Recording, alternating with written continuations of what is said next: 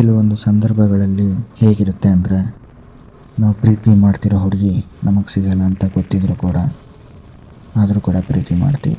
ಯಾಕೆ ಅಂದರೆ ಕಾರಣ ಮನಸ್ಸಿಗೆ ಪ್ರತಿಯೊಂದು ವಿಷಯನೂ ಕೂಡ ಗೊತ್ತು.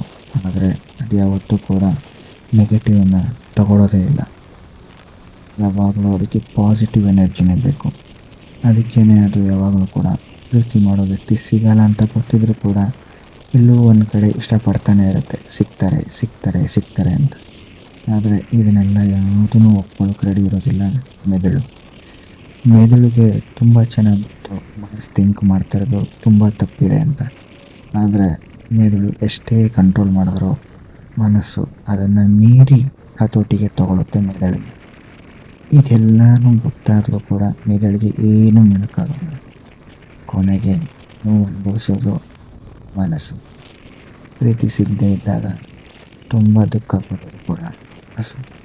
ಆವಾಗ ಮೆದುಳು ಹೇಳುತ್ತೆ, ನಾನು ನಿನ್ನನ್ನು ಎಷ್ಟು ಕಂಟ್ರೋಲ್ ಮಾಡಿದೆ, ನೀನು ಯಾವುದಕ್ಕೂ ಕೂಡ ಬಗ್ಲಿಲ್ಲ. ಆದರೆ ಈಗ ನೋಡು, ನೀನು ಮಾಡಿದ ತಪ್ಪಿಂದ ನಮ್ಮನ್ನು ಕಾಪಾಡೋ ಹೃದಯ ಕೂಡ ನೋವು ತಿಂತಾ ಇದೆ ಅಂತ. ನಿಮಗೇನು ಅನಿಸುತ್ತೆ ಹೇಳಿ ಫ್ರೆಂಡ್ಸ್.